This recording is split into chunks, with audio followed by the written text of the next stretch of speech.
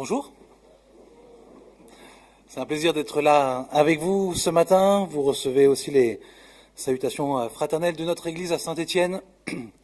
Voilà 9 semaines que vous êtes sur le livre d'Ézéchiel. Je vois que l'Église est encore remplie, donc ça va.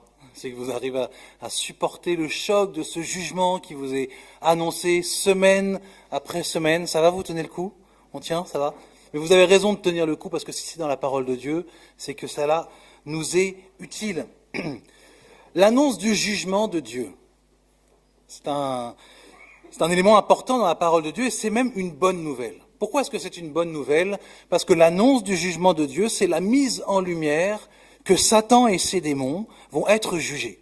C'est cette mise en lumière. Et puis il y a certaines communautés, alors je ne sais pas vous comment est-ce que vous réagissez dans cette communauté, mais rien qu'à cette annonce, il y a des amens qui pleuvent à cette perspective de ce jugement.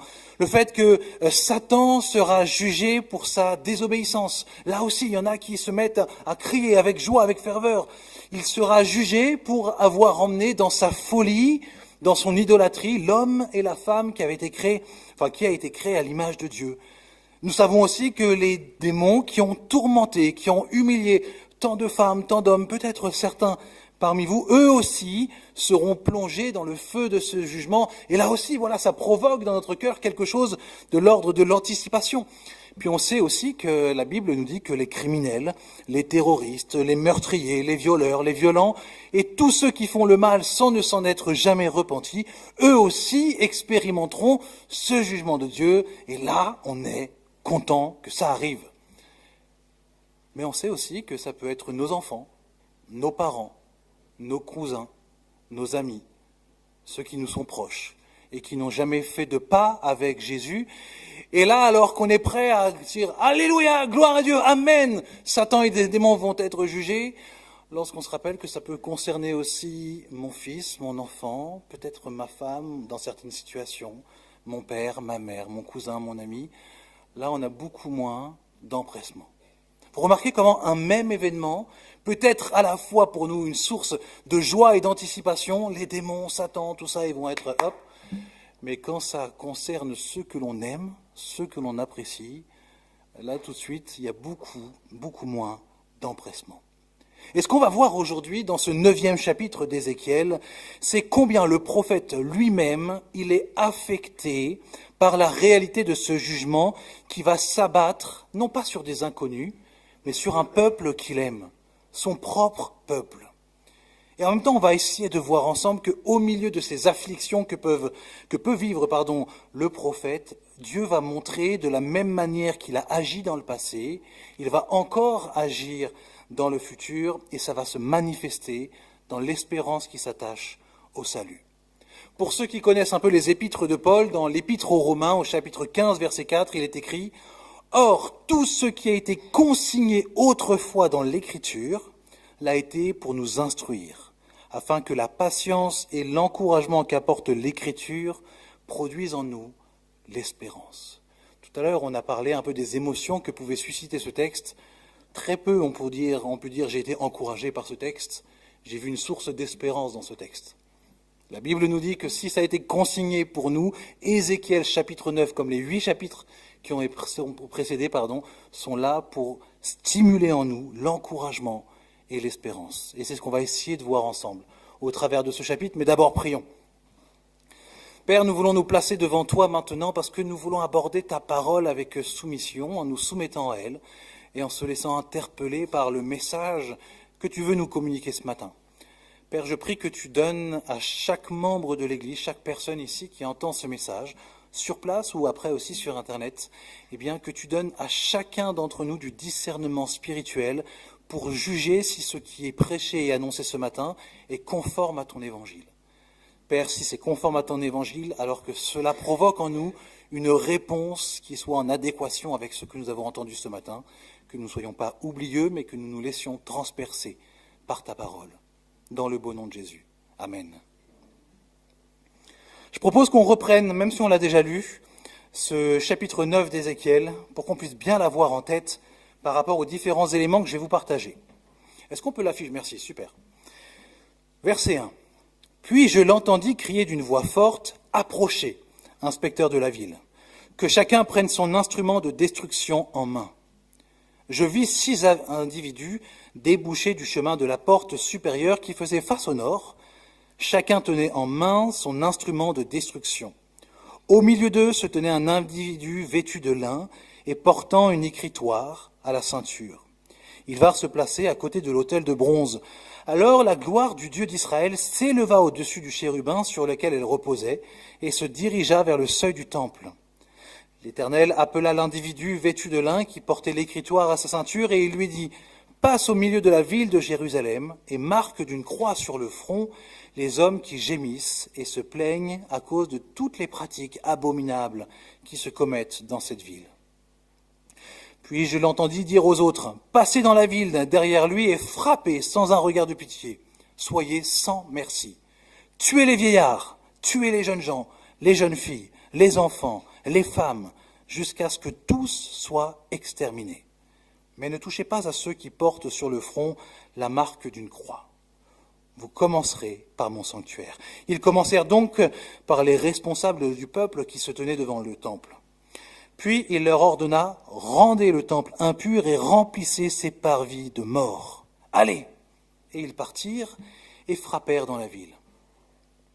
Verset 8, « Pendant qu'ils frappaient, comme je restais seul sur place, » donc c'est le prophète qui parle, « je tombais sur ma face et je m'écriais, « Seigneur, Éternel, en déchaînant ainsi ta colère sur Jérusalem, vas-tu exterminer tout ce qui reste d'Israël ?»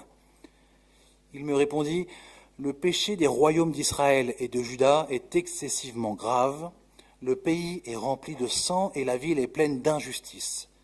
Les gens disent, « L'Éternel a quitté ce pays, l'Éternel ne voit rien. » Eh bien, je n'aurai aucun regard de pitié et je serai sans merci. Je ferai retomber sur eux ce que mérite leur conduite. On finit. À ce moment, l'individu vêtu de lin blanc qui portait une écritoire à la ceinture vint faire son rapport et il dit « J'ai fait ce que tu m'as commandé. » Gros texte, encore ce matin. Le prophète est toujours dans une vision qu'il est en train de vivre. Et en fait, pour ceux qui étaient là la semaine dernière, c'est la même vision qui a commencé au chapitre 8, celle que vous avez vue avec Kevin la semaine dernière. Et dans cette vision, la semaine dernière, Dieu montrait au prophète combien son peuple avait succombé à l'idolâtrie et comment est-ce que ça s'est manifesté dans son paroxysme. Eh bien, dans le fait qu'ils se sont mis à adorer, les responsables se sont mis à adorer le soleil. Et le chapitre 8, la semaine dernière, encore une fois je le redis, finissait par cette parole de Dieu, Dieu qui parle au prophète et qui dit « À mon tour d'agir avec colère, je n'aurai pas un regard de pitié et je serai sans merci. Ils auront beau crier à tue-tête vers moi, je ne les écouterai pas. » Donc, vous aviez vu dans le chapitre 8, Dieu qui explique au prophète « Voici la raison pour laquelle je vais faire le jugement sur mon peuple. » Parce que mon peuple est corrompu par l'idolâtrie. Et dans le chapitre 9, maintenant, il continue en lui disant « Je t'ai expliqué pourquoi, maintenant je t'explique comment est-ce que cela va s'opérer, au travers de tout ce que l'on a pu lire ensemble. » Maintenant, dans le chapitre 9, Dieu fait voir au prophète comment ce jugement va s'abattre. On est bien loin ici, mes frères et sœurs, de l'évangile de Saint Bisounours, qui voudrait nous présenter un Dieu toujours dans ses côtés les plus flatteurs. Vous savez, Dieu d'amour, le Dieu qui nous est proche, notre Père, notre Papa d'amour, etc., mon ami, mon copain parfois même. Non, il est peut-être tout ça, mais ce n'est pas tout ce qu'il est. La Bible ici ne cache rien de qui est Dieu, il est aussi celui qui est saint, il est celui qui est parfait, il est celui qui ne tolère pas le péché dans sa perfection, et il est celui qui doit juger pour que sa perfection soit pleinement manifestée. Et ici, c'est ce que l'on voit. On voit le Dieu saint qui déploie sa sainte colère. Et cette colère ne fait finalement que répondre d'une manière juste et parfaite à l'offense que peut représenter le péché à ses yeux. Bien plus tard, pour ceux qui lisent un peu les épîtres de Paul, Paul dira que le salaire du péché, c'est exactement le salaire du péché, c'est la mort, nous dit l'apôtre Paul.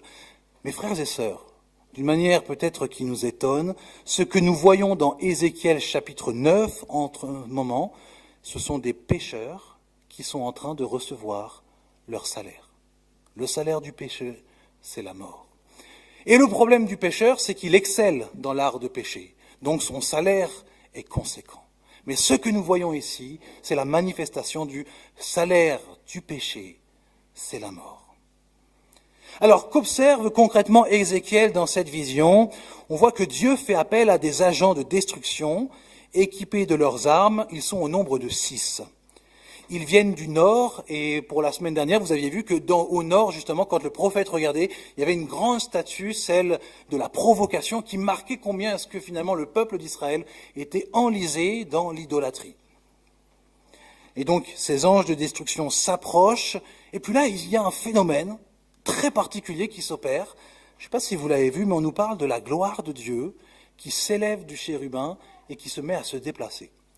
Attention, il ne faut pas se méprendre ici, ce dont il est question. On pourrait imaginer par exemple la gloire de Dieu qui se lève et puis qui commence à bouger dans tous les sens, comme si ça remplissait toute la salle, un peu comme on peut avoir avec d'autres récits de prophètes où il y a de plus en plus de fumée dans une pièce, et ça indique finalement que Dieu veut manifester de plus en plus sa présence. Mais ici, ce n'est pas du tout ce dont il est question.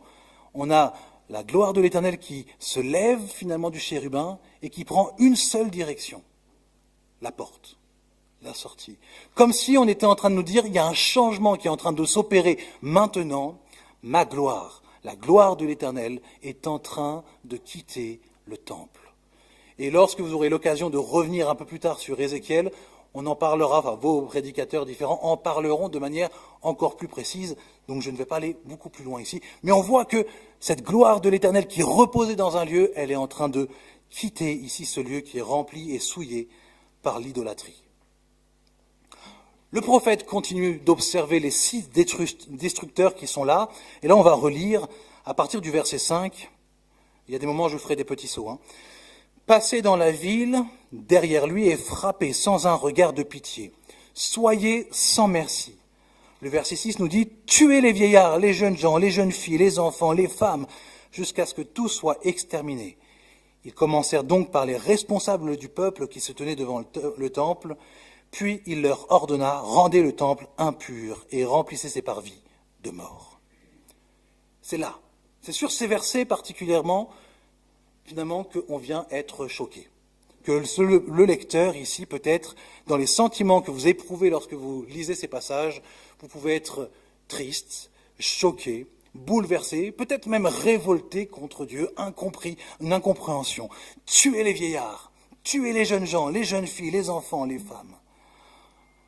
Notre penchant naturel nous pousserait peut-être à dire, mais est-ce que ce n'est pas injuste ce qu'on est en train de voir?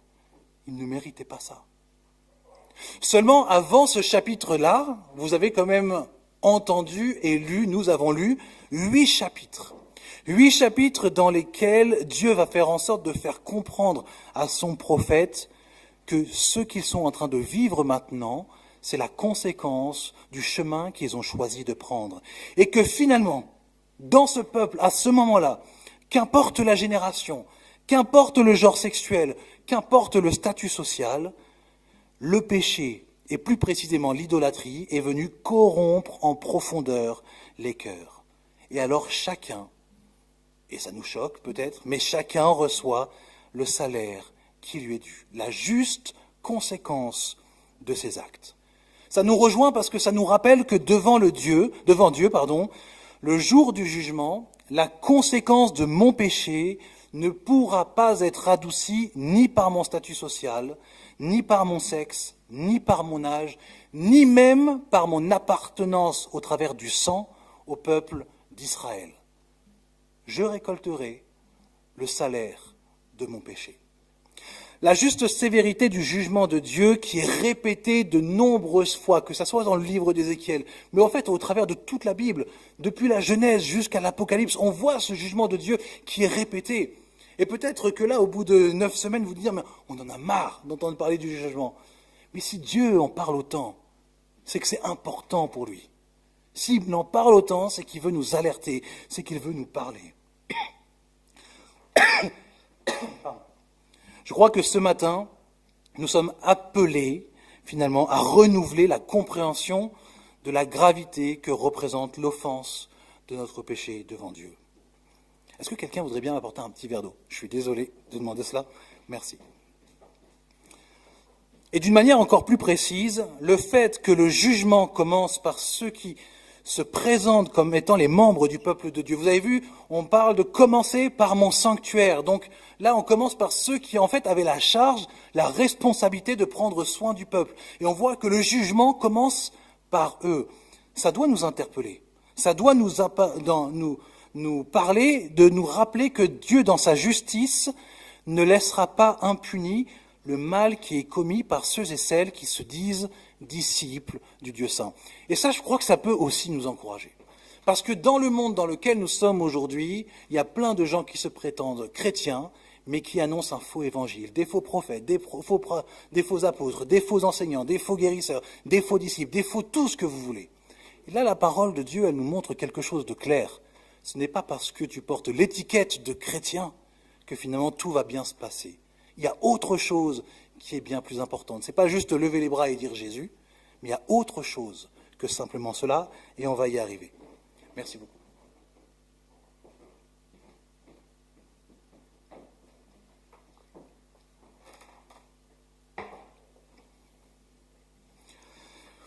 Dieu lui-même, au verset 9 et 10, montre la gravité ici de ces actes. Le péché des royaumes d'Israël et de Juda est excessivement grave. Le pays est rempli de sang et la ville est pleine d'injustice.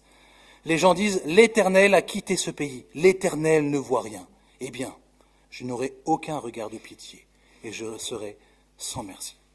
Voilà le verdict de Dieu à ce moment-là. Le prophète, il observe tout ça, et quelle est sa réaction ? Je vous pose la question, est-ce que vous allez répondre ici ? Quelle est la réaction du prophète lorsqu'il voit toute cette destruction ?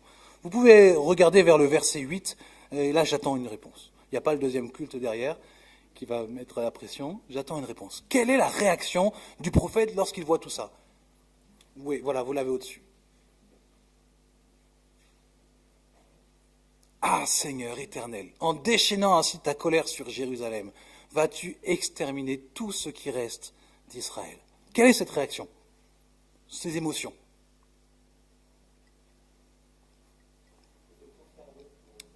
Prosterné, ok ? Une attitude de prosternation, comment ? Catastrophé. En tout cas, c'est pas positif. C'est ce qu'on voit, il n'y a rien de positif ici dans la manière dont le prophète se tient. Il est comme abasourdi. Ce qui est intéressant de se rappeler, c'est que nous, on entend tout cela, on le lit, mais lui, il le voit. Donc il observe ici une scène qui est terrible. Vous observez parfois à la télé des scènes qui sont terribles sur ce qui se passe soit du côté de l'Ukraine, soit ce qui se passe du côté de Gaza, et vous voyez des atrocités, et ça vient vous travailler. En tout cas, vous le entrevoyez. Là, lui, il voit concrètement ce qui se passe. Alors il est profondément abasourdi. Il n'a plus aucune espérance. Le jugement de Dieu pour lui va ici tout détruire, c'en est fini. Il n'y a plus aucun reste. Il ne restera rien du tout. Et Dieu va lui répondre. Dieu va lui répondre de deux manières. Une première manière qui va aller dans son sens, en quelque sorte, en affirmant sa souveraineté, en lui disant « Mais hey, tu te rends pas compte comment le péché dans lequel mon peuple s'est enlisé est grave, il faut faire justice, parce que sinon, je ne suis plus Dieu si je n'agis pas selon la justice. » Et donc il lui montre « Je suis souverain sur cette situation, ce qui doit être fait sera fait. » Et après, il lui répond d'une deuxième manière, et c'est intéressant parce que ce n'est pas une manière directe, c'est indirect. C'est au verset 11 que l'on voit ça, c'est au travers de la vision d'une septième personne. Le verset 11 nous dit « À ce moment, l'individu vêtu de lin blanc, qui portait une écritoire à la ceinture, vint faire son rapport et il dit « J'ai fait ce que tu m'as commandé. » Certainement avez-vous remarqué que jusqu'ici, je ne vous ai pas parlé de ce septième individu. Pourtant, depuis le début, il est là. Il est là. Et on a l'impression qu'il est super important, qu'il est même central et qu'il pourrait presque avoir les clés entre ses mains. Mais pourquoi est-ce que je ne vous en ai pas parlé jusqu'à présent ? Parce que lorsqu'on regarde tout le tableau et qu'on voit les émotions du prophète, on a l'impression que lui ne le voit pas. Il voit le jugement, il voit la destruction, il voit la souffrance, mais il ne voit pas cet septième individu qui est là et qui pourtant semble avoir les clés de l'espérance entre ses mains. Il ne le voit pas. Il se focalise sur ce jugement terrible qui est à venir. Ce septième individu est décrit au travers de sa tenue. Il porte une tenue de lin blanc utilisé pour marquer dans la Bible la sainteté, la pureté, l'innocence. Lui aussi, il a une arme, mais ce n'est pas une arme de destruction. C'est une arme pour écrire sur les fronts. Sa mission est simple, on la reprend au verset 3. L'Éternel appela l'individu vêtu de lin qui portait l'écritoire à sa ceinture, et il lui dit, passe au milieu de la ville de Jérusalem et marque d'une croix sur le front les hommes qui gémissent et se plaignent à cause de toutes les pratiques abominables qui se commettent dans cette ville. Puis j'entendis dire aux autres, passez dans la ville derrière lui et frappez. Étonnant, une simple marque sur le front, et c'est comme si le jugement finalement ne pouvait plus les atteindre. Et en même temps, c'est étonnant, et c'est peut-être l'élément dans ce texte qui est le moins étonnant pour celui qui lit la Bible. Pourquoi ? Parce que si vous vous référez par exemple à l'Exode ou à l'Apocalypse, on se rend compte que dans l'Exode, il y a eu un procédé assez semblable qui a été utilisé lorsque Moïse finalement avait commandé à tout le peuple, à la suite de ce que Dieu lui avait demandé, de mettre sur les linteaux des portes le sang d'un animal pour faire en sorte que l'ange exterminateur, la nuit où il allait passer, ne touche que les enfants égyptiens sans toucher les enfants du peuple d'Israël. Une simple marque qui vient finalement faire en sorte que le jugement ne tombe pas sur eux. Et puis dans l'Apocalypse, pour ceux qui ont l'habitude de le lire, on voit dans Apocalypse 7, versets 2 et 3, écoutez bien, il y a quand même beaucoup de ressemblances. Je vis un autre ange monter du côté de l'Orient. Il tenait le sceau du Dieu vivant. Il cria d'une voix forte aux 4 anges auxquels Dieu avait donné le pouvoir de ravager la terre et la mer, et il leur dit, ne faites pas de mal à la terre, à la mer ni aux arbres, tant que nous n'avons pas marqué du sceau le front des serviteurs de notre Dieu. Il y a un schéma ici qui est semblable à ce que l'on voit dans Ézéchiel. Il y a un parmi eux qui a la responsabilité de marquer sur le front ceux qui appartiennent à Dieu au travers du sceau de l'agneau de Dieu, et tant qu'il n'a pas fait son job, les autres ne peuvent pas venir pour détruire tout le reste. On retrouve la même chose. Revenons à Ézéchiel. On a cet être ici qui est habillé de lin, et il doit marquer le front de certains. Qui est-ce qu'il va marquer ? On aurait tort de croire qu'il va marquer le front de ceux qui ne pêchent pas. Ça n'existe pas un homme qui ne pêche pas. Il n'y a que Jésus qui soit de cet acabit. Non, ici, plus précisément, il ne vient pas marquer le front de ceux qui ne pêchent pas, mais de ceux qui reconnaissent que la situation qui est vécue par le peuple, et peut-être même par eux-mêmes, n'est pas bonne. Ils ont probablement eux aussi goûté à l'idolâtrie. Ils ont probablement eux aussi touché un peu à tout ce qui se passe dans la ville. Mais ils ne s'en sont pas satisfaits. Et bien au contraire, ils ont été contrits, ils sont comme dans une attitude de repentance, profondément attristés au fond de leur cœur que ça se passe comme ça, et ils aspirent à autre chose. Ils aspirent à autre chose que l'idolâtrie du soleil. Et c'est cela, finalement, que Dieu va venir marquer au travers de cet individu sur leur front pour les maintenir en vie. Ce sont ceux qui aspirent à autre chose que l'idolâtrie. Cette marque vient alors les protéger. Et alors que Ézéchiel est au fond du gouffre, il ne voit que la destruction. Son espérance a totalement disparu. L'individu, le 7e, ici habillé de blanc, lin blanc, prend la parole et il s'adresse à Dieu en lui disant une petite phrase qui peut-être passerait totalement inaperçue pour nous, mais il lui dit « J'ai fait ce que tu m'as commandé ». Qu'est-ce que ça veut dire qu'il a fait ce que tu m'as commandé ? Ça veut dire qu'il a bien trouvé des personnes sur lesquelles il a marqué le front d'une croix. Sinon, il n'aurait pas pu faire ce qu'il a commandé. Il l'a fait. Seulement, Ézéchiel était pris dans la destruction et ne le voyait pas. Alors qu'en réalité, Dieu est resté fidèle à son peuple qui lui est resté fidèle jusqu'à présent. Il est resté fidèle à ceux qui avaient le cœur attaché à l'Éternel et il les a marqués du front et eux restent debout malgré ce jugement. Et s'ils sont debout, ceux qui sont marqués ici sur le front, ce n'est pas parce qu'ils le méritent, mais c'est parce que Dieu a choisi de leur faire grâce, en honorant leur aspiration à autre chose que l'idolâtrie du soleil. Mes frères et sœurs, maintenant qu'on connaît un peu ce texte, qu'est-ce que réclame ce texte de nos vies ? Premier élément que j'aimerais te dire, c'est que ce texte nous parle profondément de Jésus. Encore aujourd'hui, le Seigneur Jésus vient marquer le front de ceux qui soupirent et qui aspirent à autre chose que l'idolâtrie. Comment est-ce que cela est possible? Tout simplement, la Bible nous dit, et c'est Jésus lui-même qui le dit de lui-même, « Je suis le chemin, la vérité et la vie ». Et ce que nous comprenons en lisant l'ensemble de la Bible, c'est que la seule façon de pouvoir adorer Dieu sans être idolâtre, c'est en passant par Jésus. Ainsi, voici l'assurance que nous avons, c'est que celui qui place sa confiance en Jésus-Christ, qui choisit d'adorer le seul vrai Dieu au travers de Jésus-Christ, celui-ci est marqué par le sceau de l'agneau. Et il se passe quelque chose d'extraordinaire, d'unique dans l'expérience humaine, c'est que le péché qui nous caractérise tous ici, une fois pour toutes, il est réglé en Jésus-Christ. Et parfois on a l'impression que c'est un peu de la magie. Je place ma foi en Jésus, oups, mon péché a disparu. Non, c'est pas comme ça. Il y a quelque chose de très concret qui s'est passé. Lorsque tu as placé ta foi en Jésus, qu'est-ce qui s'est passé? C'est que ton péché, il n'a pas disparu. Ton péché, simplement, il a été sur quelqu'un d'autre. Quelqu'un a accepté de porter la responsabilité que tu devais porter toi-même le jour du jugement. C'est-à-dire que lorsque tu places ta foi en Jésus-Christ, ton péché est transféré sur la personne de Jésus. Et qu'est-ce qui se passe à la croix lorsque Christ est crucifié? À ce moment-là, il est en train de vivre ce que Ézéchiel voit dans Ézéchiel 9. Cette souffrance, cette violence qui devait s'abattre ici sur des hommes, sur des femmes, sur des enfants, sur des adultes, Christ le porte sur lui. Et c'était nous dont il est question dans Ézéchiel 9 aussi. À cause de nos péchés, on aurait dû supporter tout cela. Mais parce que Christ accepte de le porter à notre place sur la croix, c'est lui qui le vit une fois pour toutes sur cette croix.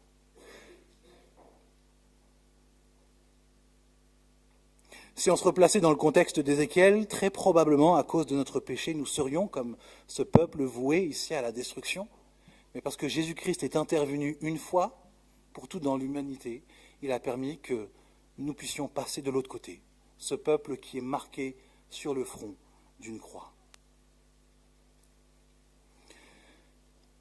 Cette marque sur le front, c'est une anticipation de la marque ineffaçable que Jésus inscrit en nous par son esprit. C'est ce qu'on retrouve dans Éphésiens chapitre 1, verset 13.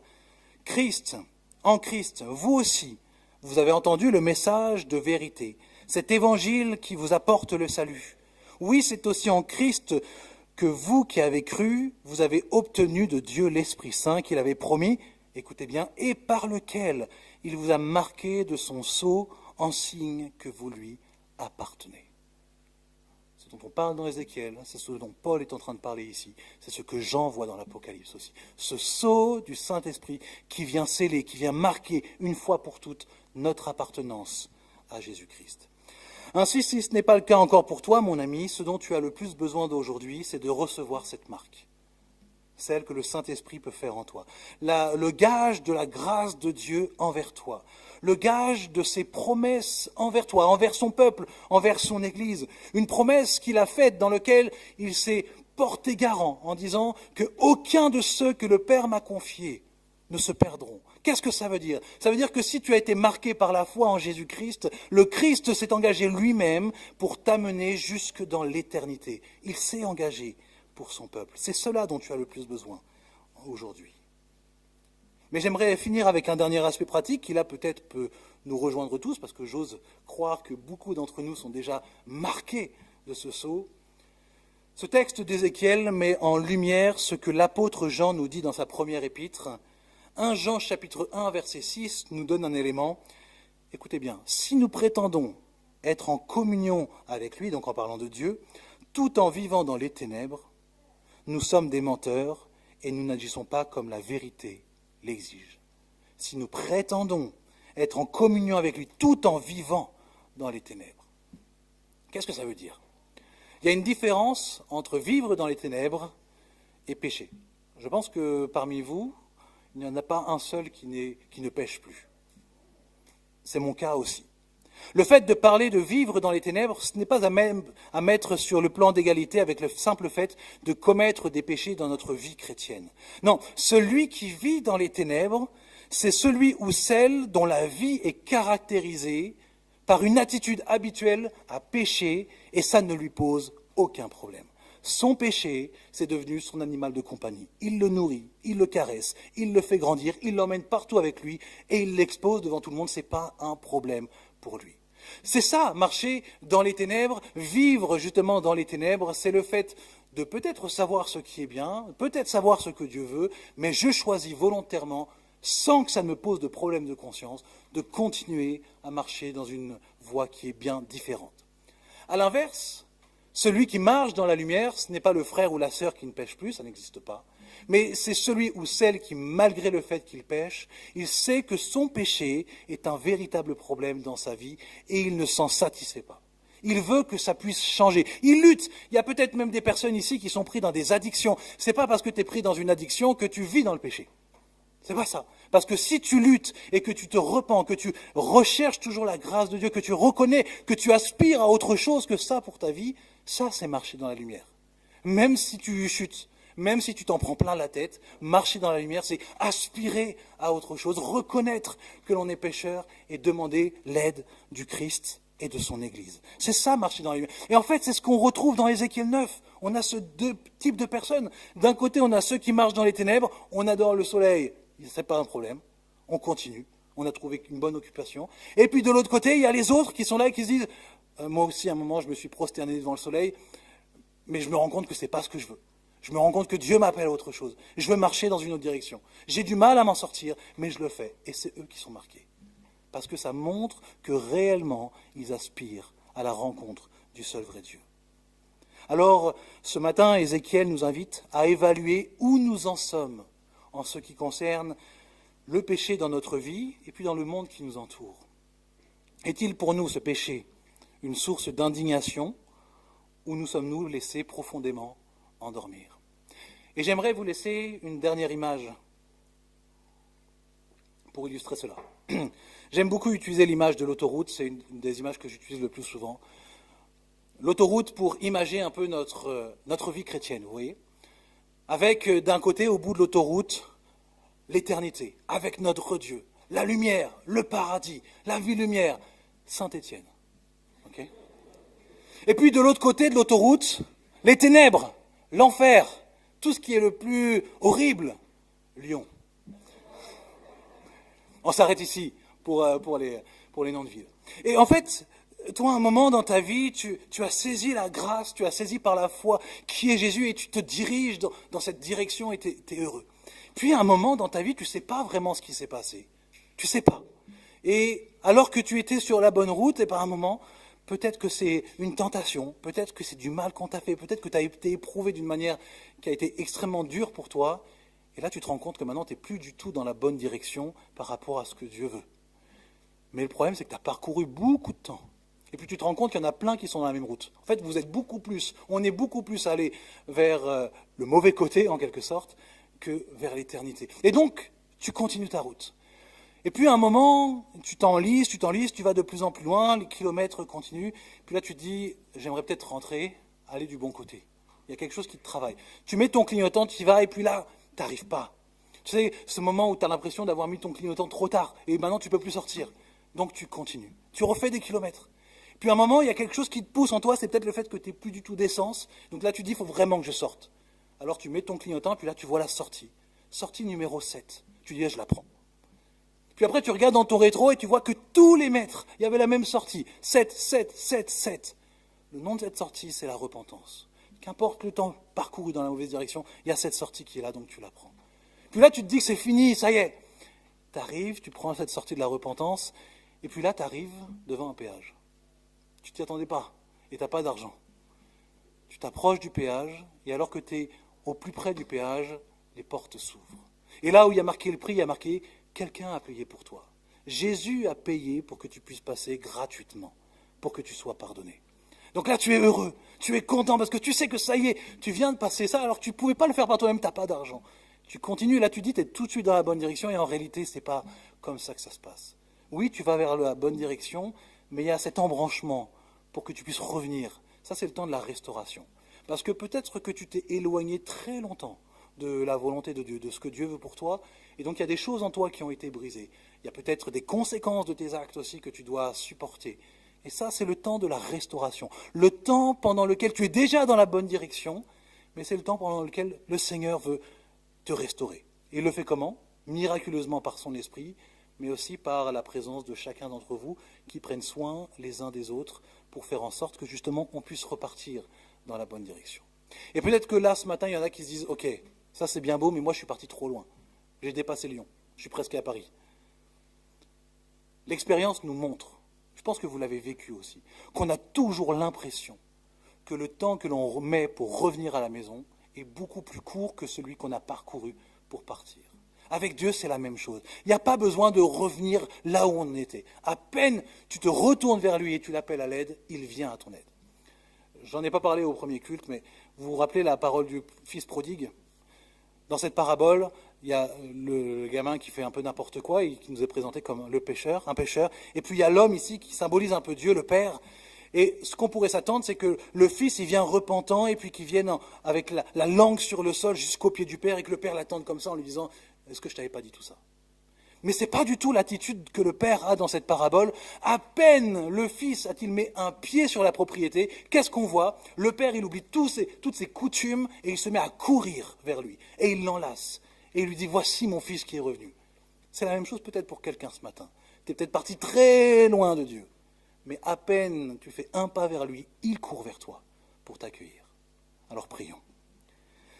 Père, ce matin, nous voulons reconnaître que ta parole, elle est vraie et qu'elle vient parfois appuyer sur des cordes sensibles pour nous. Et ici, la corde sensible, c'est qu'on voit que le jugement va s'abattre, c'est une réalité. Mais Père, merci parce que tu nous montres au travers de ce que Ézéchiel a vu qu'il y a aussi une espérance qui est là. Celle de cette croix, celle de cette marque. Et le Nouveau Testament nous montre de manière très claire quelle est cette marque. C'est celle que le Saint-Esprit vient faire en chacun de ceux qui choisissent de suivre Jésus-Christ, qui renoncent à leurs péchés et qui veulent marcher en nouveauté de vie.